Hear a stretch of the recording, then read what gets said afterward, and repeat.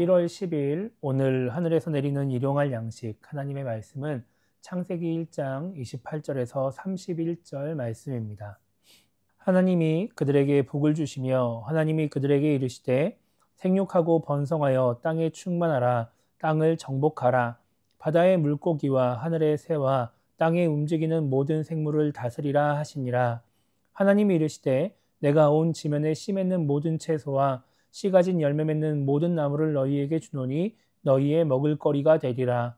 또 땅의 모든 짐승과 하늘의 모든 새와 생명이 있어 땅에 기는 모든 것에게는 내가 모든 푸른 풀을 먹을거리로 주노라 하시니 그대로 되니라. 하나님이 지으신 그 모든 것을 보시니 보시기에 심히 좋았더라. 저녁이 되고 아침이 되니 이는 여섯째 날이니라. 아멘. 오늘 우리가 읽은 말씀은 6일간 이어진 창조의 마지막 부분을 기록하고 있습니다. 27절에서 남자와 여자를 창조하신 하나님이 28절에서 인간에게 복을 주시면서 이렇게 말씀을 하십니다. 생육하고 번성하여 땅에 충만하라. 땅을 정복하라. 바다의 물고기와 하늘의 새와 땅에 움직이는 모든 생물을 다스리라. 이렇게 말씀하시죠.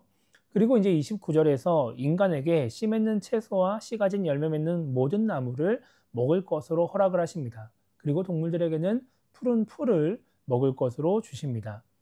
그리고 나서 31절 보면은 하나님은 그 지으신 모든 것을 보시고 보시기에 좋았더라 이렇게 말씀을 하시면서 이 창조 6일차가 마무리가 됩니다. 우리는 어제 말씀을 통해 인간을 창조하시는 하나님의 목적에 대해 생각해 봤습니다. 하나님은 이 세상을 다스리게 하기 위해서 인간을 창조하셨습니다. 그리고 오늘 말씀에서 하나님은 인간을 창조하시고 복을 주시면서 그 사명을 직접 부여하시죠. 오늘 우리가 생각해 봐야 할 것은 다스림에 관한 것입니다. 하나님께서 우리 인간에게 다스릴 권한을 부여하셨는데 다스린다는 것이 무엇인지 잘 모르는 경우가 많습니다. 그래서 하나님이 원하시는 대로 다스리지 못할 때가 있죠. 다스린다는 말을 표현하기 위한 이 히브리어 단어는 생각보다 강한 의미를 담고 있는 단어입니다. 이 단어의 뜻은 짓밟다, 복종시키다, 정복하다, 통치하다, 소유하다 이런 의미를 담고 있습니다.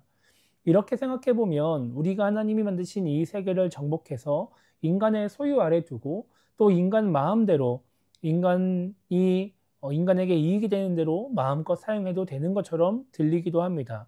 실제로 많은 인류 문명이 이렇게 다스림을 해석했고 이 말대로 이 세상을 짓밟으며 인간의 이익만을 위해 이 모든 것들을 사용해 왔죠.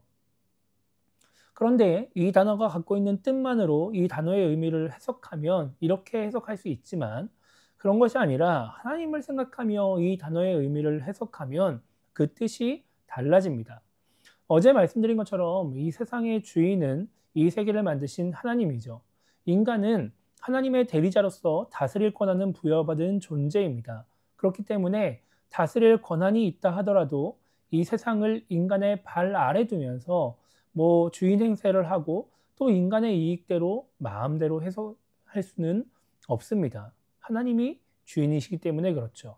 그렇기 때문에 우리는 이 다스린다라는 말의 뜻을 해석할 때 뭔가 짓밟다, 소유하다 이런 식의 뭔가 인간이 꼭 주인인 것처럼 주인이 되려고 하는 것처럼 해석하는 것이 아니라 통치한다 혹은 말 그대로 다스린다라는 의미로 이해를 해야 하는 것입니다. 다스린다, 통치한다라는 말은 지배하고 뭔가 복종시킨다, 뭔가 그 위에 군림한다라는 의미를 갖고 있는 것이 아니라 보살피고 관리한다라는 의미를 갖고 있습니다. 즉 우리는 하나님이 만드신 이 세계의 주인이 되어서 이 세계를 또 하나님이 만드신 피조물들을 복종시켜 우리의 이익을 위해 사용하는 것이 아니라 하나님의 섭리대로 이 세계가 움직이도록 보살피고 관리하는 역할을 해야 한다는 것이죠. 그런데 하나님이 만드신 이 세계는 실질은 우리가 필요 없을 만큼 짜임새 있게 돌아가고 있습니다. 자연의 섭리로 인해서 문제가 있을 때에는 하나님께서 창조하신 그 시스템 안에서 잘 회복하도록 되어 있죠. 이것을 우리는 자연정화라고 말을 하기도 합니다. 오히려 인간이 다스림의 의미를 잘못 이해해서 하나님이 만드신 이 세계를 망가뜨리고 있기도 하죠. 이런 상황들을 바라본다면 이 세상을 굳이 인간이 다스리는 게 맞나 싶은 생각이 들게 됩니다. 인간이 다스리지 않는 것이 더 나은 것 같고 또 인간이 필요 없어 보이기도 하죠. 그렇다면 왜 하나님은 인간에게 이 세상을 다스리라고 하셨을까요? 하나님께서 인간에게 이 세상을 다스리라고 하시면서 기대하셨던 것은 이 세상을 더 아름답게 만드는 것이었습니다. 진짜 말 그대로 보살피고 돌봐서 더 아름다운 세상, 더 나은 세상으로 만드는 것이었죠. 창세기 2장 5절과 6절 말씀 보면 이렇게 말씀하고 있습니다. 여호와 하나님이 땅에 비를 내리지 아니하셨고 땅을 갈 사람도 없었으므로 들에는 초목이 아직 없었고 밭에는 채소가 나지 아니하였으며 안개만 땅에서 올라와 온 지면을 적셨더라 이렇게 말씀하고 있습니다. 이 말씀은 창조 전의 모습을 이 창세기 2장 관점에서 다룬 것이고 에덴 동산을 만드시기 전의 모습을 기록한 것입니다. 여기 보면은 들에 초목 비가 내리지 않아 하나님이 땅에 비를 내리지 않았고 그래서 들에 초목이 없었다. 밭에는 채소가 나지 않았다라고 말씀하는 것이 아니라 하나님이 땅에 비를 내리지 아니하셨고 땅을 갈 사람도 없었으므로 들에는 초목이 아직 없었고 밭에는 채소가 나지 않았다라고 말씀하고 있죠. 그러니까 하나님께서 이 세상을 창조하시고 이 세상을 아름답게 만들어 가실 때 땅을 갈 사람도 필요했다라는 겁니다. 하나님이 그렇게 뭔가 하나님의 섭리만으로 이 세상이 움직여지고 자연스럽게 아름다워지게끔 만드신 것이 아니라 사람이 이 세상을 다스리면서 또 사람이 이 세상을 돌봄으로써 이 세상에 더 아름다워지고 땅의 모습이 변해갈 수 있는 여지를 만들어 놓으셨다라는 것이죠.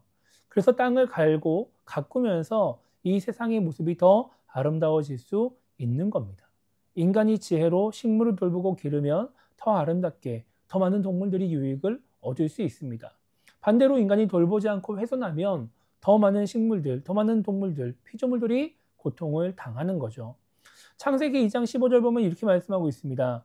여호와 하나님이 그 사람을 이끌어 에덴 동산에 두어 그것을 경작하며 지키게 하시고 라고 말씀하고 있죠.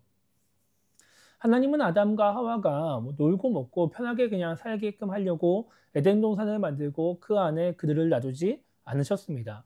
하나님이 만드신 그 땅에서 경작하며 지키게 하셨죠.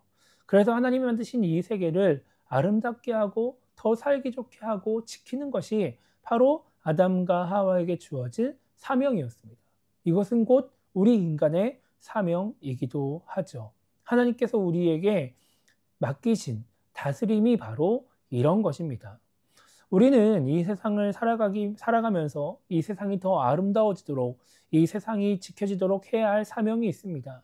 인간들뿐만 아니라 하나님이 만드신 모든 피조물들이 잘 살아갈 수 있도록 해야 할 사명이 있는 것이죠. 그 모든 것이 하나님이 보시기에 좋았던 것들이기 때문에 그렇습니다. 그 일을 위해 노력할 때 우리는 하나님의 뜻대로 이 세상을 다스리는 사람이 될 수 있는 것입니다. 그래서 오늘 하루를 시작하면서 이렇게 기도했으면 좋겠습니다. 하나님, 우리가 오늘 하루를 살아가면서 이 세상을 잘 다스리는 자가 되게 해 주십시오. 하나님의 뜻대로 올바르게 땅을 정복하고 다스려서 하나님이 창조하신 이 세상을 더 아름답게 만들게 하시고 하나님의 피조물들이 더 행복하게 살아가게 하여 주시옵소서. 이렇게 기도했으면 좋겠습니다. 오늘 우리의 삶을 통해 올바른 다스림의 행위들을 통해 이 땅이 더 살기 좋은 땅, 더 행복한 땅이 되기를 주님의 이름으로 축복합니다.